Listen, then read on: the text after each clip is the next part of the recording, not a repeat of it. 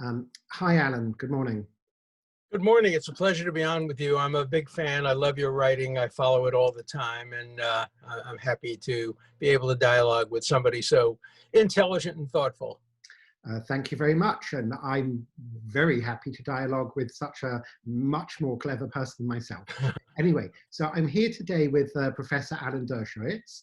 Alan is an extremely young and energetic 82-year-old. He certainly doesn't seem like it. And he's as active as ever. He's just published this week his 45th book, and I believe even another may be on the way. In fact, I'm just going to mention your two latest books because they're relevant to contemporary issues. There was a book in June, which was titled The Case for Liberalism in an Age of Extremism, or Why I Left the Left But Cannot Join the Right. And then there was a book published just 2 days ago called Cancel Culture, the latest attack on free speech and due process. Anyway, let's just remind people in case they don't know, Alan was for 50 years a leading law professor at Harvard University, and he's generally regarded as America's most prominent constitutional lawyer, as well as a leading civil liberties lawyer. Among Alan's clients that he's represented or acted as a consultant for were Bill Clinton when he was impeached and Donald Trump when he was impeached earlier this year. And I just might add as an aside that Alan also knows Joe Biden pretty well for quite a long time. But of course, Alan's also very well known as one of the most prominent criminal defense lawyers in the world. He's worked on some very high profile cases, including O.J. Simpson, Mike Tyson, Patty Hearst, and Klaus von Bülow. Now, I'm just going to briefly remind younger people watching this who might not understand the magnitude of these cases, each of which gripped America and much of the world at the time. O.J. Simpson was a leading former football player and actor who was tried and acquitted on 2 counts of murder.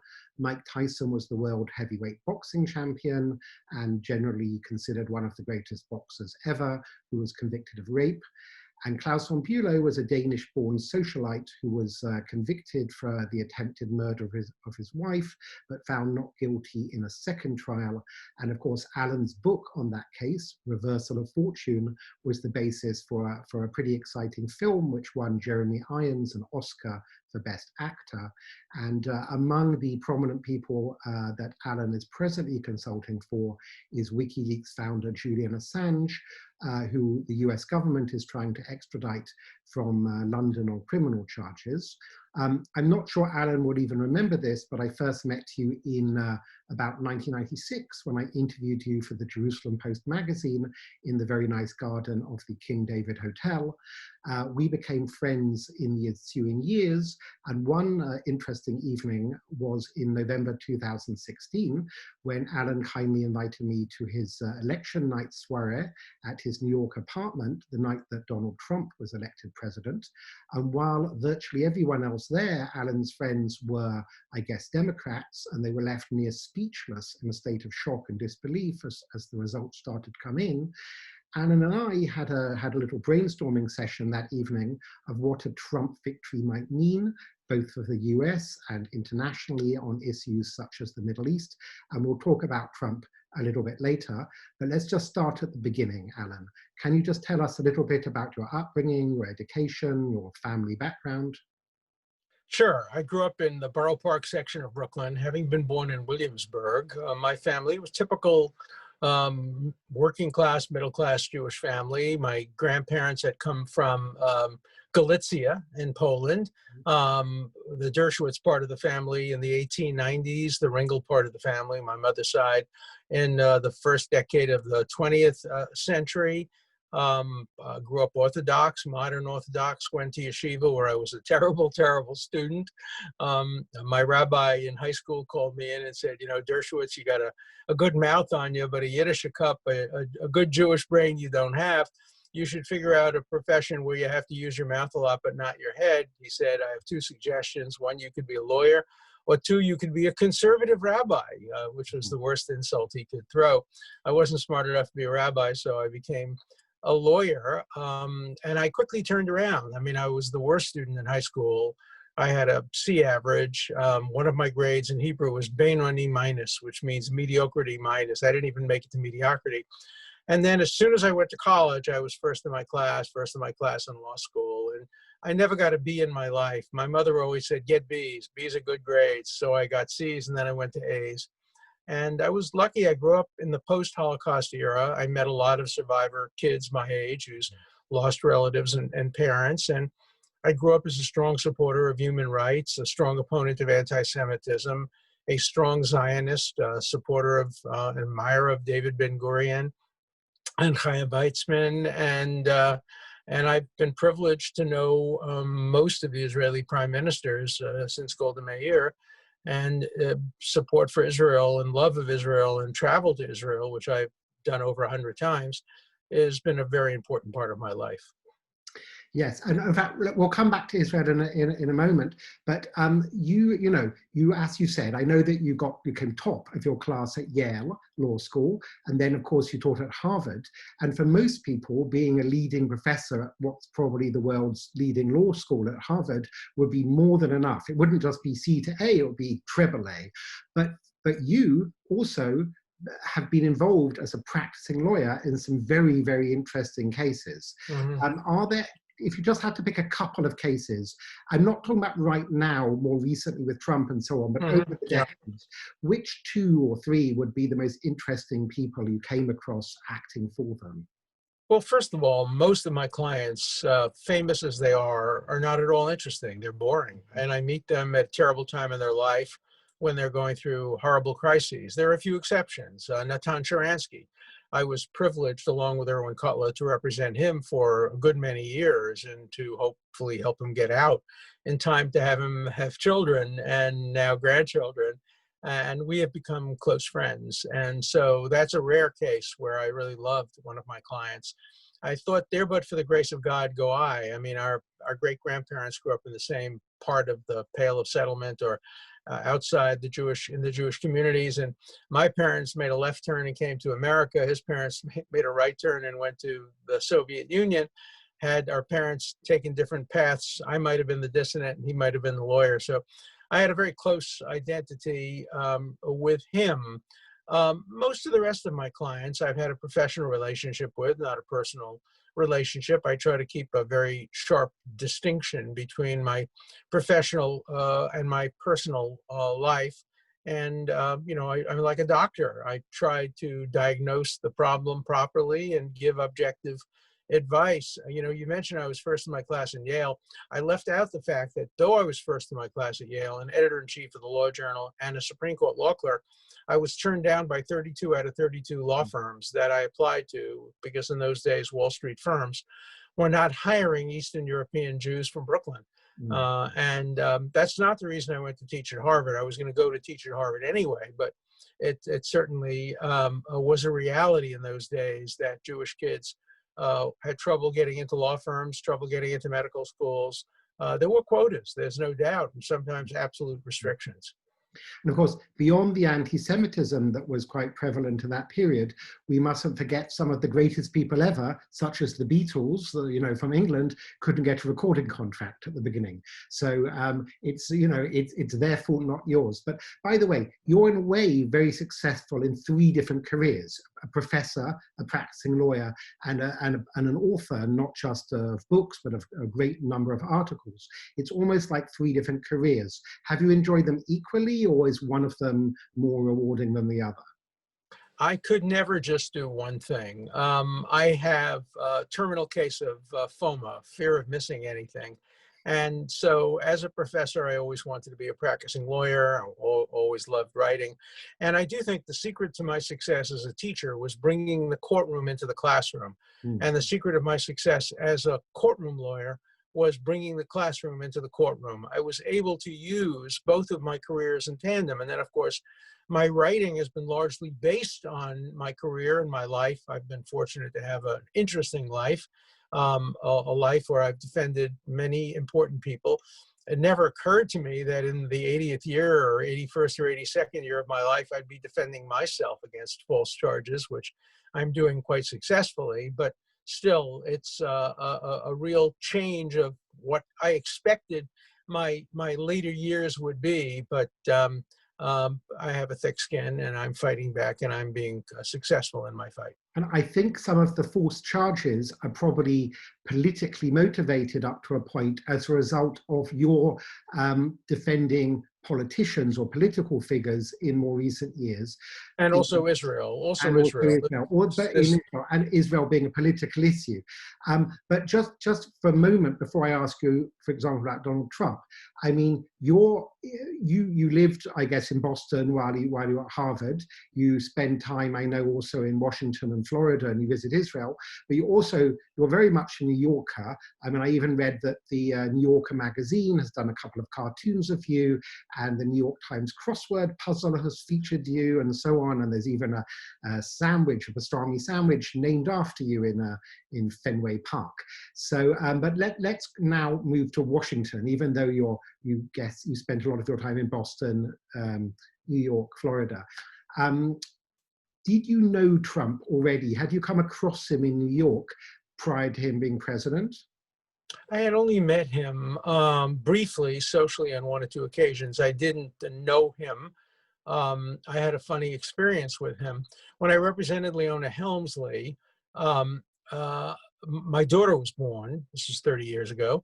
And she sent him a 6-foot-high Paddington stuffed bear as a birth present, and my daughter loved it. It was a favorite place. She would go and climb on the bear, and it was a soft place. About 2 years later, Leona Helmsley called me and asked me, "How does your daughter like the bear?" And I said, "Oh, she loves it." And she said, "Well, good, because I stole it from Donald Trump." I said, "What do you mean?" And she said, "Well, I sold him the hotel." And in the hotel was a restaurant called Rumpelmeyer's, and it was decorated with stuffed animals. And we sold him the restaurant with all the stuffed animals, but I stole this one to give to you. And I said, "Leona, I can't keep a stuffed bear that's stolen. I'm not going to let my daughter have a stolen bear." And she said, "Oh, call Donald. Maybe he'll give it to you." So she gave me his number, and I reached Donald Trump, who was an ordinary citizen. I told him the story. He laughed. He said, "Oh, I knew she stole it. I didn't know she stole it for you. If I knew she stole it for you, I would have said you can have it with my blessing. So just tell your daughter that bear is a present from Uncle Donald." Now, of course, my daughter is not a Donald Trump supporter, but she still has the bear and still likes it. So that was really my only contact with him. And the next time I met him was shortly after he was elected president. I was having dinner with a friend of mine at the Mar-a-Lago Hotel, my friend Chris Ruddy, who runs Newsmax. And the president walked by. I didn't even wave to him or anything. He walked by, he saw me. He turned and he pointed to me and said, "You, I want to talk to. You're a friend of Bibi Netanyahu, right?" And I said, "Yeah, I've known Bibi since the 1970s. He said, "I need you to tell him a few things." And we went aside and we talked for 15 minutes, and he gave me some messages, which I then conveyed to Prime Minister Netanyahu. And that's how our relationship began. And then I was asked to come to the White House and work on the peace process with Jared Kushner and Avi Berkowitz and David Friedman and others. And so I've had the honor and pleasure of working as a consultant on the peace plan and on the other Mideast issues. I've done that for previous presidents too. I worked with President Obama. I worked with President Clinton. I met with President Bush, all about the Middle East. And if Joe Biden asks me to work with him on the Middle East, I will do so. Yes, and of course, on that Middle East plan, whatever else one might think of Donald Trump's policy record, you have said, and I would agree with you, that this Abraham Accords, in which Israel has made peace or normalized relations in a very warm way with the United Arab Emirates, with Bahrain, and with Sudan, which was previously a close ally of Iran, you've said that Trump should be a shoo-in for the Nobel Peace Prize because it's the most clear peace agreement made in the last 12 months anywhere in the world. That's right, isn't it? I think. Well, my view is that the Abraham Accords deserves the Nobel Peace Prize. That's the event. That was the most significant event this year dealing with peace. And then the question is, there are 4 people who can get the prize. Who should it be? And I think there are 2 possible groups. One, the leaders. So the Peace Prize would go to Trump, to Netanyahu, to the emirs. The other possibility is to the Trump team. So it would go to Trump and Jared Kushner and Avi Berkowitz and maybe David Friedman or Secretary Pompeo. But the idea of the Nobel Peace Prize not being given based on the Abraham Accords would just be discriminatory. But remember, the Nobel Peace Committee gave a Nobel Prize to Barack Obama like 30 seconds after he was elected for doing nothing. And then he set back the cause of peace in the Middle East dramatically by the UN Security Council resolution of December 2016, the Iran deal. So, and remember, Yasser Arafat got the Nobel Peace Prize. But I don't believe that Trump will get it, because I think there will be so much discrimination against him. It will be a refusal to recognize him at all, even though the event, the Abraham Accords, clearly deserves it, and he was instrumental in bringing them about. I might just mention as an aside, there's also a peace agreement between Kosovo and Serbia in the Balkans, where, of course, America under Clinton fought a war 20 odd years ago, and the media has barely covered this. If another president had orchestrated a Kosovo-Serbia agreement, it would be more prominent in the media. I should just point out, for anyone who doesn't know, that I know that you're a Democrat. I know you voted for Hillary Clinton in 2016 and for Barack Obama before that. You're a liberal and so on. So this brings me to the question. You defended Trump earlier this year at the impeachment hearing. You've taken a lot of flack, a lot of criticism for that. Tell me both about why you did that and the experience of doing it. Well, it was a very hard decision. My wife and family didn't want me to do it. We met with President Trump. He talked to my wife. In the end, I decided I would do it, mostly to defend the Constitution. I believed, and strongly believe to this day, that the House of Representatives impeached Donald Trump on unconstitutional grounds, just as the Republican House impeached Bill Clinton on unconstitutional grounds. The Constitution is clear. You have to have committed treason, bribery, or other high crimes and misdemeanors, and obstruction of Congress and abuse of power aren't included within those criteria. So I'm proud of having done that. I think I did a good job. A lot of Republican and Democratic senators told me that I had influenced their views and their thinking on it. But CNN then took a tape of what I had said on the floor of the Senate and doctored it, basically took out words. I had said the president could be impeached if he committed any crimes or did anything illegal or unlawful. And they took out those words and had me on the air saying a president couldn't be impeached, essentially, even if he did anything unlawful or illegal. I'm suing them for deliberately, willfully distorting my words. And the pushback has been great. I've lost a lot of friends over it. A petition was circulated at Harvard to take away my status as an emeritus professor, even though I earned it for 50 years of teaching and 10,000 students. Of course, it failed, but there are students who would try to rescind my professorship because they don't like the fact that I defended the President of the United States against unconstitutional impeachment charges. There was no complaint when I defended President Clinton or when I have defended other people. And Harvard has had a very bad history here. It fired a professor named Ron Sullivan from being the dean of one of the Harvard colleges because he briefly defended Harvey Weinstein. And the university stood behind the students who demanded his firing and fired him. And it was outrageous. So right now, Harvard University, there are petitions to try to ban from the university anybody who has had any association with President Trump. That would include me as well. And I've now offered my services pro bono free to anybody who is banned from Harvard or who is subjected to McCarthyite tactics based on their support for, representation of, voting for, working in the administration of Donald Trump. That's just not what a university should be doing. In fact, I mean, whereas critics of President Trump, have a point, of course, they don't seem to be able to look in the mirror and realize that suppression of free speech and so on is equally, if not more dangerous than any bombastic tweets that President Trump might fire off, the half of which should be ignored probably. This whole cancel culture movement is a dangerous one. Universities are meant to be places for, exchange of ideas and development of thought and creativity and so on. And the media too, if the CNN clip things out, I mean, I know the media is very dishonest. I know it from some of my journalistic colleagues and almost admit as such. They're activists and so on. I think it's worse than it used to be. this kind of blacklisting and so on.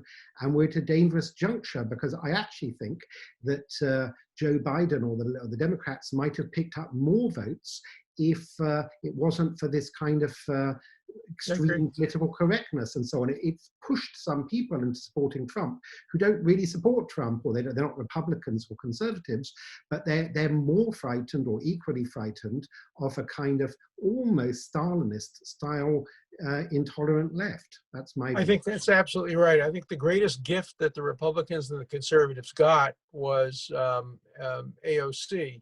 And the squad and the people in the hard left of the Democratic Party who frightened a lot of centrists into voting against Democratic candidates. And that's why the Democrats lost seats in the House. And I think Biden probably would have gotten even more votes if not for AOC and others. And now we have 2 Senate candidates in Georgia, one of whom, Reverend Warnock, has signed on to overtly anti-Israel, and I would say some anti-Semitic statements saying that Israel deliberately guns down unarmed Palestinian children like birds of prey. That's just a blood libel. And now the other Democratic senator, man running for the Senate, a young man, a Jewish man named John Ossoff, has now come to the defense of Reverend Warnock. And so he is beginning to lose some support from pro-Israel Jewish, evangelical, and other pro-Israel voters for supporting Warnock. And, you know, I want to see the Democrats control the Senate if they can do it without having anti-Israel people being the ones who determine their control. So I've been writing about that and been criticized a lot by some Democrats for hindering their chances of controlling the Senate. Well, the Democrats can't have it both ways. They can't move to the hard anti-Israel left and expect the support of moderate liberal Democrats who are pro-Israel like me. And it's not only just the question of Israel. We've seen in Britain, where I'm from, the British Labour Party, which is the main centre-left party or left-wing party, was under the leadership of Jeremy Corbyn until early this year. And anti-Semitism and anti-Zionism, extreme anti-Zionism, became a major issue across the whole of British politics because of those very extreme positions on Israel, which just spilled over into Holocaust denial at the most extreme and utter anti-Semitism. I don't think America and the Democratic Party is there yet. No. We have to be careful. The British Labour Party, also we couldn't have imagined it. Thankfully, Corbyn's been ousted as leader and it's moved back. And one of the first things the new Labour Party leader did is to apologise to British Jews for his predecessor's position on the matter and allowing a culture of anti-Semitism to kind of flourish. Let's just move on to Israel for a second, because I think a lot of people who don't follow the Middle East or Israel quite as closely as you or I do, don't quite realize it's not a question of criticizing Israel. Israelis criticize Israel all the time. Vibrant democracy with God knows how many political parties and newspapers and so on. But a lot of that criticism of Israel, it just spills over into virtually outright anti-Semitism and double standards and so on. So you are one of the most articulate defenders of Israel really in the world. Why did you feel the need, you're a very busy guy, to spend quite a lot of your time defending Israel, both in print and when you're on TV and so on? Well, the answer is very simple. People like Noam Chomsky and Father Berrigan and Norman Finkelstein, I didn't spend a lot of time defending Israel in the 50s and even the 60s, even in the run-up to the 67 war, where we were all very frightened because everybody supported Israel in those days. And then the Reverend Daniel Berrigan made a horrible speech in 1973 in which he called Israel a criminal Jewish community and attacked the American Jews for supporting Israel and said that we're going to pay a heavy price. Chomsky went on board with him, others on the hard left. And that's when I decided that a voice from the center left that supported Israel needed to be heard. And I wrote my book, The Case for Israel, and 7 other books about Israel and in defense of Israel. But you want to hear something interesting? So my most recent book is called Defending Israel. And it's a really important book about how to defend Israel, particularly for college campuses. And so I expected to be speaking at the 92nd Street Y, where I pushed every one of my books. I was the second most popular speaker after Elie Wiesel. And the 92nd Street Y canceled me and banned me and has refused to allow me to speak there, even to speak on behalf of Israel. They allow supporters of terrorism, supporters of BDS, supporters of J Street, opponents of Israel to speak at the 92nd Street Y, but a fervent Zionist has been banned from speaking at the 92nd Street Y because I was falsely accused by a woman I never met. And let's just take a minute on that. This is a woman I never met. Can I just remind people, sorry to interrupt, just to remind people in case they're not following it so closely, we're talking about a woman who's one of the accusers against Jeffrey Epstein, who died or was killed or committed suicide in prison a couple of years ago, and he was convicted on sex trafficking charges. And right. the same woman who has accused Prince Andrew, the son of the British Queen, and he's vehemently denied it, has accused you, and I don't think anybody who knows you believes the accusations for 1 second. So just fill people in on that in case they're not. Well, you don't have to believe it. We uncovered emails that she tried to suppress illegally and unethically, but we discovered emails in which she admits she never met me and never heard of me. She had to be told who I was. And then she wrote a manuscript of a book in which she described the people she had sex with. And she says in that book, she did not have sex with me. She just saw me once with Jeffrey Epstein, which probably isn't even true. I never met her, never saw her. Her best friend is on tape saying that she was pressured into naming me falsely by her lawyers. Her own lawyer is on tape saying that she's wrong, simply wrong to accuse me, that I couldn't possibly have been in the 7 places.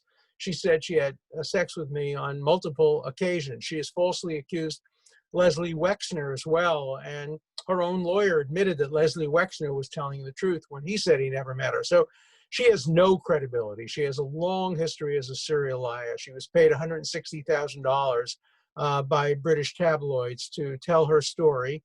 And yet the 92nd Street Y, which said they don't believe her, they know I'm innocent, I did nothing wrong, still said they don't want trouble, so they've canceled me and banned me. That's the problem. I can tell you if Elie Wiesel were alive today, he would never set foot in the 92nd Street Y as long as they banned me. And I urge people not to attend 92nd Street Y events, to boycott them, and to refuse to speak at the 92nd Street Y as long as they engage in this kind of McCarthyism. And of course, you know, the wider Me Too movement, which is, you know, obviously generally a good thing, unfortunately, some people seem to have, you know, exploited it with false accusations. Sure. And I've written a book about that called Guilt by Accusation, The Challenge of Proving Innocence in the Age of Me Too. And I've made it available free on Kindle. And it has all the documentation on my case, her tapes, her emails. If you read it, you'll know that she made up the whole story. But nonetheless, there are some people, and the anti-Israel media has turned against me on this and used this as a way of getting me banned on college campuses. So today, I can't make my case for Israel on college campuses because there are efforts to keep me off the campus based on this accusation, and also in part based on my support for President Trump's constitutional rights. So I am being canceled and I'm fighting back. They've canceled the wrong innocent person. I mean, what's ridiculous is I spend quite a lot of time in the Arab world or with prominent people from it, and also from Kurds, Turks, Iranian opposition. The vehemence of attacks on Israel and Jews are far worse among many on American university campuses or parts of Manhattan than they are among Arabs who quite admire Israel and so on. It's a kind of crazy situation where it's coming from the West European and North American left as much as anywhere else.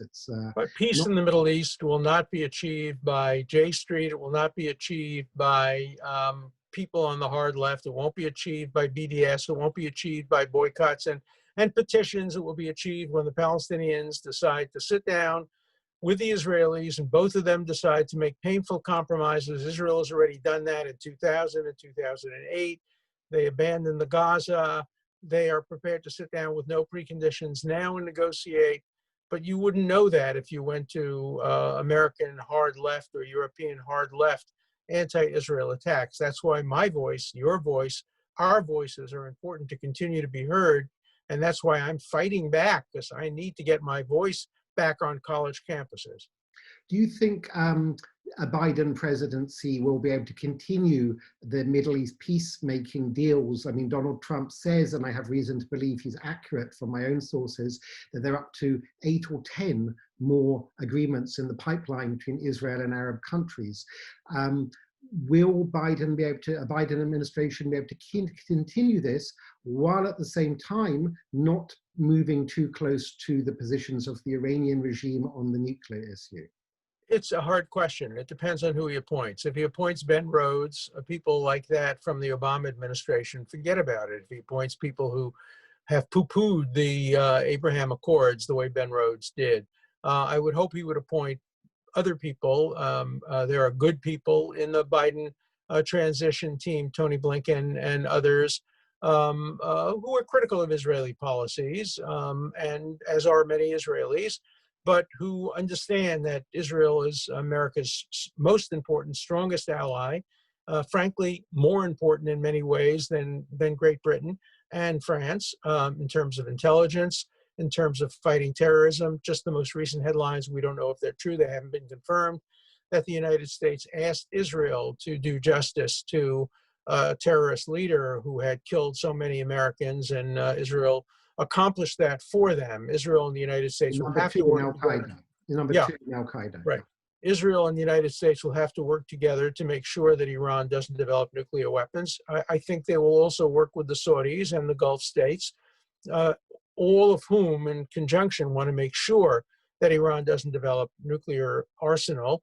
And I hope that Biden doesn't just go back to the bad deal willy-nilly, but if he does agree to go back to a deal, that it have a much longer sunset provision and much, much more intrusive and legitimate inspection mechanisms, and also mechanisms for sanctions, deep sanctions, if they continue to develop centrifuges, as we now know they're doing. We do know also from headlines that Trump considered the possibility of a military option in the last days of his administration, and apparently has decided not to do it. I don't know the dynamics of that. A military option is always the last resort, but it may be necessary. As I've said over and over again, there's no Israeli prime minister, I don't care if it was Amos Oz, who would allow a nuclear-armed Iran, which has already threatened to destroy Israel. So Israel will prevent Iran from developing nuclear weapons, no matter what it takes.